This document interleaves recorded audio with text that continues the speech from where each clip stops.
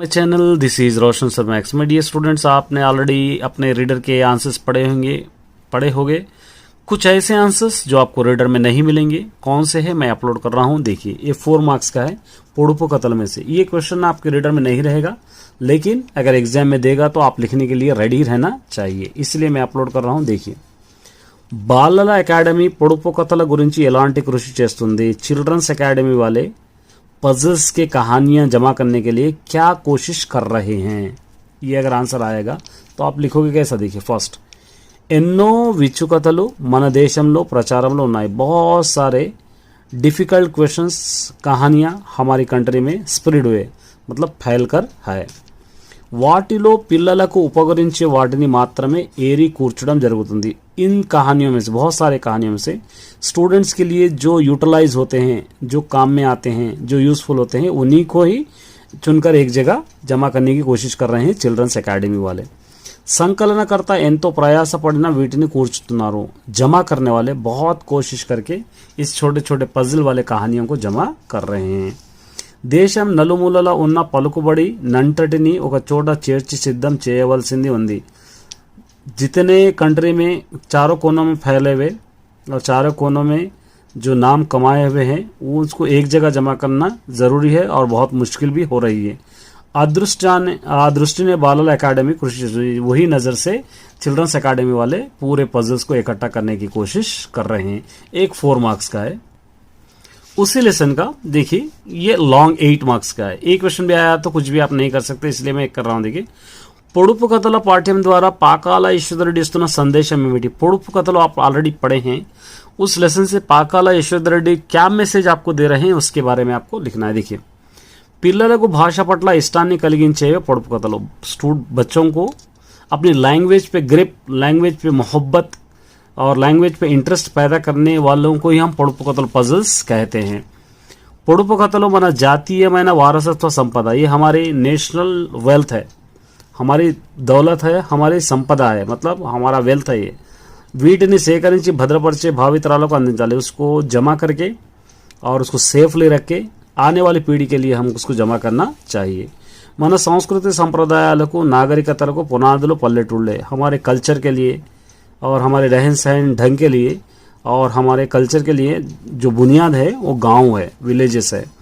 మన పూర్వీకులు మనకు అందించిన అపూర్వ సంపద, हमारे पुरख माने हमारे जो पिछले लोग थे वो हमको एक दौलत देकर गए, वो दौलत ही है ये పొడుపు కథలు। పిల్లలకు భాష పట్ల సంస్కృతి పట్ల అభిరుచిని కలిగించాలి। स्टूडेंट को लैंग्वेज के लिए, हमारे कल्चर के लिए उन लोगों को बहुत इंटरेस्ट दिलाना चाहिए। చదువుతో పాటు సంస్కారాన్ని నేర్పాలి। सिर्फ पढ़ाई नहीं, उसके साथ साथ आप अखलाक भी सिखाना चाहिए। పిల్లలు మనోవికాసానికి, కల్పనా శక్తికి ఉపయోగపడే పొడుపు కథలు స్వీకరించాలి। बच्चों के डेवलपमेंट के लिए, बच्चों के इंटरेस्ट के लिए, बच्चों की ताकत के लिए जो यूटिलाइज होते हैं, वैसे पजल्स को हमें इकट्ठा करना चाहिए। పిల్లలు రేపటి పౌరులు, आज के बच्चे टुडे चिल्ड्रंस टुमारो सिटीजन्स कहते हैं। వారిని తెలుగుతనాన్ని గౌరవించి ప్రోత్సహించాలి। वो लोग तेलुगु लैंग्वेज की रेस्पेक्ट करे जैसा एंकरेज करना चाहिए। तो माय डियर स्टूडेंट्स, ये 2 आंसर्स है आपकी, अच्छी तरह याद करने की कोशिश कीजिए। All the best. Channel this is Roshan sir max. My dear students, इस लेसन से कुछ ऐसे क्वेश्चंस है जो शायद आपको रीडर में नहीं मिलेंगे, तो वैसे कुछ क्वेश्चंस अपलोड कर रहा हूं ताकि आप एनुअल में या आप S7 में अच्छी तरह लिख पाए। तो चलिए मैं अपलोड करता हूं। देखिए, మంచి స్నేహితుల లక్షణాలు తెలపండి। अच्छे दोस्तों के लक्षण क्या है बताइए। మంచి స్నేహితుడు ఎప్పుడు మంచి మాటలు మాట్లాడతాడు। अच्छे दोस्त हमेशा अच्छी बात ही करते हैं। మిత్రులు మంచి కోసం ప్రయత్నిస్తారు। अच्छे दोस्त हमेशा अच्छाई के लिए कोशिश करते हैं।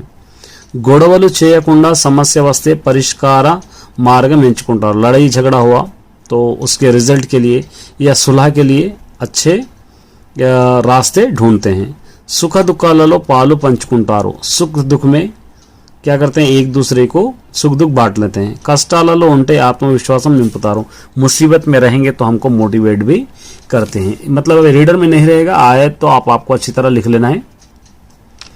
एक 8 मार्क्स का आंसर है। देखिए, ये भी क्या कह रहा है, చల్దులు ఆరగించుట పాఠం ద్వారా కవి ఇస్తున్న సందేశం ఏమిటి? చల్దులు ఆరగించుట लेसन आप ऑलरेडी पढ़े हैं, उससे पोएट हमको क्या संदेश दे रहे हैं वो आपको लिखना है। अगर ये लॉन्ग में आ गया 8 मार्क्स में तो आप क्या करोगे, इसलिए मैं पहले से आपको अपलोड करने की कोशिश कर रहा हूँ। देखिए, స్నేహితులు ఎప్పుడు కలిసిమెలిసి ఉండాలి. దోస్త్ హమేషా మిलजुल के रहना चाहिए. స్నేహితుల మధ్య గొడవలు ఉండకూడదు. दोस्तों के बीच कभी लड़ाई झगड़ा नहीं रहना चाहिए. అందరితో పాటు భోజనం చేసి సుఖ దుఃఖాలు పంచుకుంటూ తినవచ్చు. सबके बीच हम खाना खाएंगे तो एक दूसरे के सुख दुख बांटते हुए हम खा सकते हैं. ఇతరులను మోసం చేయడం తప్పు. दूसरों को धोखा देना गलत बात है. మంచి స్నేహితులను సంపాదించుకోవాలి. अच्छे दोस्तों की दोस्ती बनाना चाहिए या हम कमाना चाहिए.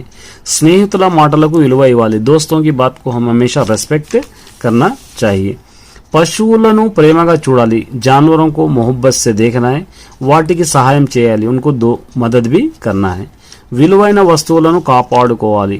कीमती चीजें अगर रहे तो उसको बचा लेना. ఎవరైనా భోజనం దొరకక బాధపడితే మనం సహాయం చేయాలి. अगर किसी के पास खाने के लिए खाना नहीं है तो वैसे लोगों की हम मदद करनी चाहिए. तो ये था my dear students first lesson के जो एक्स्ट्रा आंसर्स होते हैं. पहले लिख लीजिए. आप लिखकर याद करने की कोशिश कीजिए क्योंकि कोई भी आंसर